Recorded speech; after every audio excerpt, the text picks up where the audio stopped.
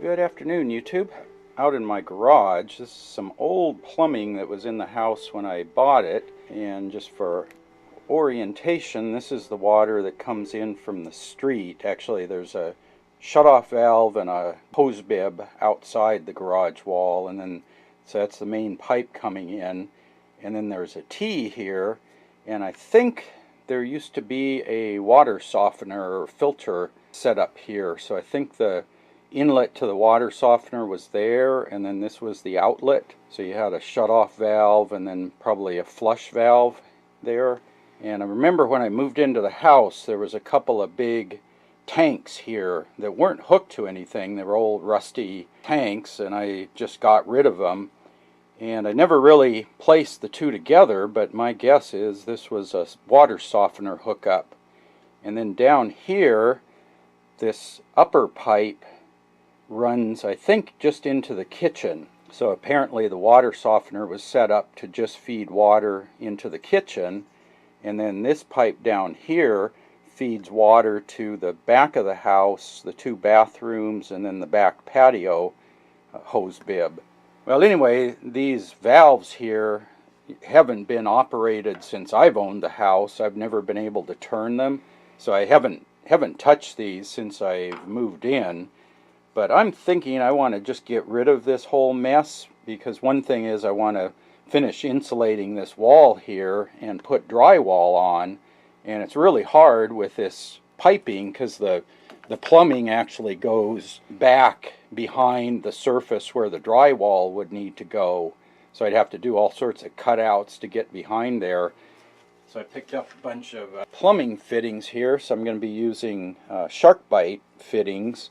So I've got a union, and then the SharkBite into the union, then the T, and then off of that T I'll put an elbow and run down that pipe, and then in there I'm going to put a shutoff valve for that bottom pipe, and then off of the T I'm going to put another shutoff valve in the upper line, so that way I can isolate both set of pipes in the house. So if I just need to work on the kitchen, I can just shut off the kitchen and I can leave the back of the house running, and vice versa, because right now I can only shut off the whole house. I've got to start breaking this apart. I have the water shut off at the street, and so I'm going to just kind of work my way down, take off this flex hose, and then down to the bottom.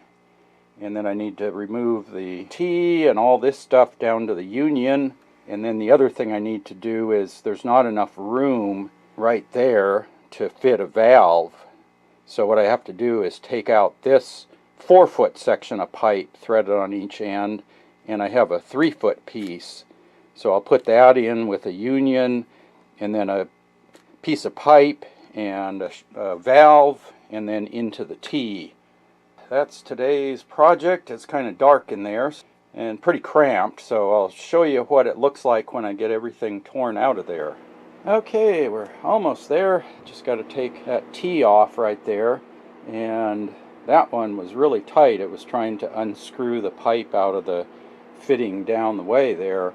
So what I did was put a pipe wrench on the pipe, and then I stand on the bottom there, put my foot against it, and then I have a 24-inch crescent wrench from Harbor Freight that is just perfect. You can get enough leverage on there to turn it. I had to do a few rotations with that, and now I can use a smaller pipe wrench and spin it the rest of the way off. And then all I need to do is get this 4-foot nipple out of there. Hopefully that'll break loose, and then I'll get my 3-foot one put in. Yeah, and then right here in my utility sink cabinet, I was able to get access to that fitting, and that's where I put the new 3-foot pipe nipple in there. Really nice having access to the plumbing back there, which is why I like this open back on the cabinet. That's really, really handy. Okay, YouTube, I think we're on the home stretch. Fit a little short pipe nipple, a union, and a SharkBite adapter there. And then up here I've got a union SharkBite adapter, and then I cut the little length of pipe there, 3/4-inch copper pipe, just to get that T lined up with the vertical down there. and so I need to fit my valve in there and an elbow.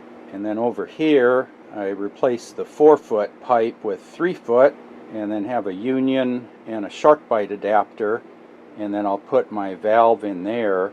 Got the whole new assembly built, and I can disconnect it on all 3 unions, just pull it out if I ever need to do anything in there. I'll just show you some of the nasty old pipe that I got rid of. I don't know if you can see in there.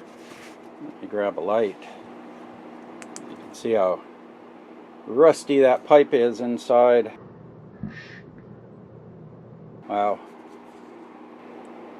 Yeah, you can see how corroded those pipes are. That's why I just wanted to get rid of them, and now I've got all copper and brass going back in. Maybe some year I can get in and replace all the other galvanized, but this will be a big improvement, so let me show you what it looks like when I put it back together. Okay, I've got everything in. Water is back on at the street, so now I can flip on my valves. So that's the back of the house. Let's try the front here.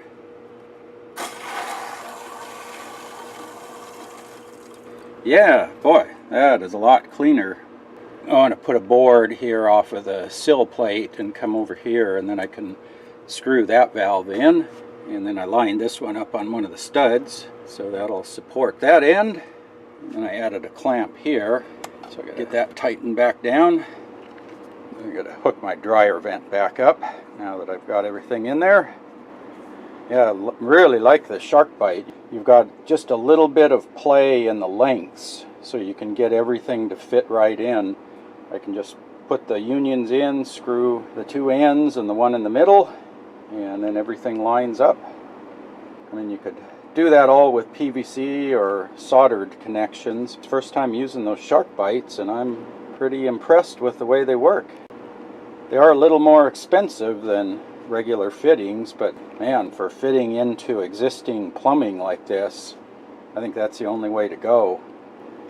You just have to calibrate the length that you want with the length of the tubing. That's been bugging me for like 30 years. So now I can come in here, get this wall cavity insulated, and then I can put drywall, and then I have all my hardware stored back here. So I may put some shelves, because I have room right here to come out with a shelf over to the dryer right here.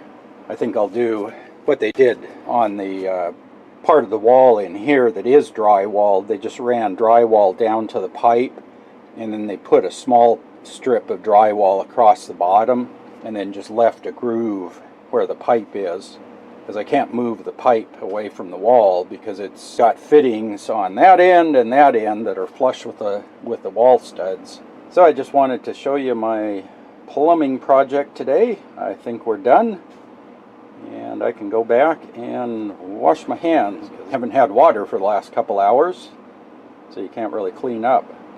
Anyway, I hope you enjoyed that video, and definite thumbs up for SharkBite fittings. I'm sold on those. They are great. Yeah, if you have any questions, post up in the comment section below. And as always, thanks for watching.